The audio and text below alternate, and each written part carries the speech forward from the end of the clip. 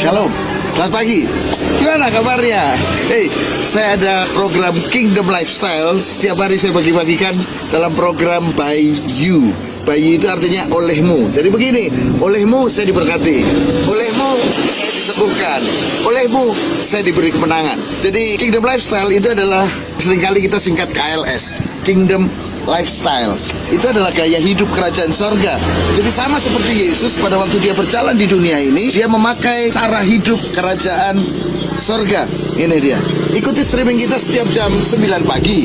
Jadi setiap hari kalau saudara mengikuti streaming ini, saudara akan bisa melakukan firman Tuhan. Jadi untuk hari ini, mari saya beritahu buat saudara, apa yang harus saudara lakukan menurut firman Tuhan hari ini. Oke?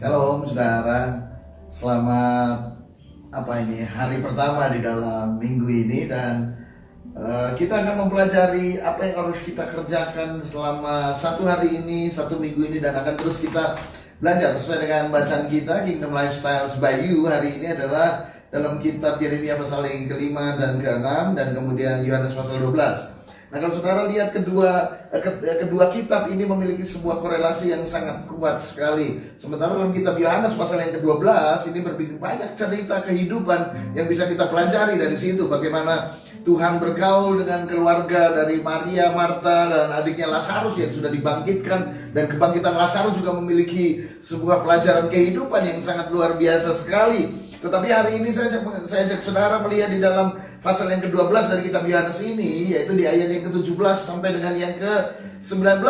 Kalau saudara melihat di situ ada dua golongan orang yang ada di situ. Jadi ada dua golongan orang yang menyaksikan ketika Yesus masuk ke kota Yerusalem dengan mengendarai keledai. Di situ ada dua golongan orang saksi. Yang pertama, golongan saksi orang yang pertama adalah mereka yang melihat dengan mata kepala mereka sendiri, dan mereka menjadi saksi mata ketika Yesus membangkitkan Lazarus dari kematian.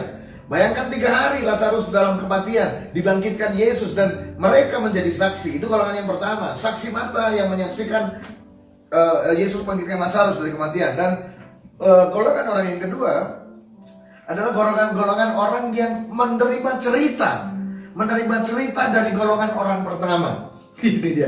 Jadi rupanya golongan orang pertama ini melihat Lazarus dibangkitkan oleh Yesus, dan mulai mereka bercerita. Dan mereka bercerita kepada golongan orang yang kedua ini. Jadi golongan kedua ini adalah mereka yang mendengar kehebatan Yesus, mereka yang mendengar Yesus buat mujizat, mereka yang mendengar Yesus adalah luar biasa. Itu golongan orang kedua. Sementara ada golongan ketiga di situ, yaitu orang Farisi. Orang Farisi di situ adalah mereka yang menilai dan mereka yang memiliki agenda pribadi. Hari ini saya cuma berkata buat saudara, kira-kira kalau dari ketiga golongan ini, saudara golongan siapa? Golongan yang pertama, kedua, atau yang ketiga? Golongan yang pertama, saudara menyaksikan langsung, saudara terlibat langsung dalam peristiwa penyembuhan Lazarus. Atau saudara tipe orang kedua yang mendengar cerita tentang kesaksian, atau saudara menjadi orang tipe yang ketiga yang menilai dan memiliki agenda pribadi dalam setiap apa yang saudara kerjakan, sama seperti orang Farisi. Hari ini saya berdoa saudara menjadi orang-orang yang golongan pertama, yaitu memiliki pengalaman bersama dengan Tuhan. Sebab kekristenan itu adalah pengalaman bersama dengan Tuhan, berjalan bersama dengan Tuhan, mengalami Tuhan dalam setiap peristiwa. Bukan hanya mendengar. Seorang Ayub, kalau saudara baca dalam akhir dari kitab Ayub berkata begini, dari kata orang saja aku mendengar tentang engkau. Jadi hari ini saya berkata kepada saudara, alami Tuhan dalam kehidupanmu. Bukan hanya mendengar. Ada golongan orang-orang yang hanya mendengar dan kemudian tidak bisa mengaplikasikannya dalam kehidupan mengenai firman Tuhan. Akhirnya hanya menjadi orang baik. Saya berkata kepada saudara, menjadi orang baik saja tidak cukup.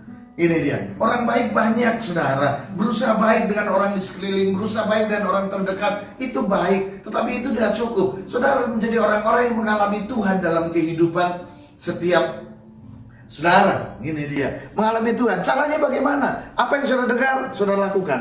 Apa yang saudara dengar, itu yang saudara lakukan. Apa yang saudara dengar, itu yang saudara lakukan. Saya percaya saudara, hari Minggu kemarin saudara pergi beribadah dan saudara mendengar firman. Hari ini adalah waktunya saudara memiliki pengalaman bersama dengan Tuhan.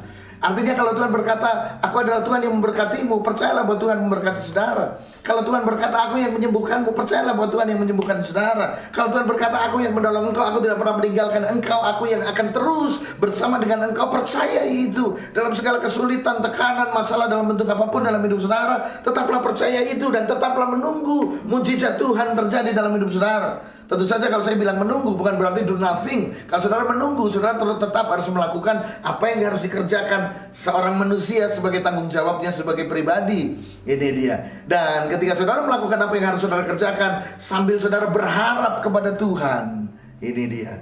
Jadi orang-orang yang seperti inilah yang akan mengalami pengalaman bersama dengan Tuhan. Saya berdoa hari ini saudara menjadi orang-orang yang mengalami pengalaman bersama dengan Tuhan. Caranya dengar, lakukan, dan berharap apa yang saudara lakukan itu Tuhan akan mengerjakan sesuatu dalam hidup saudara. Tetaplah berpengharapan bahwa Tuhan selalu ada bersama dengan saudara. Miliki pengalaman bersama dengan Tuhan. Hari ini saya berdoa buat saudara memiliki pengalaman bersama dengan Tuhan. Jangan hanya mendengar dari kata orang. Tuhan Yesus memberkati saudara.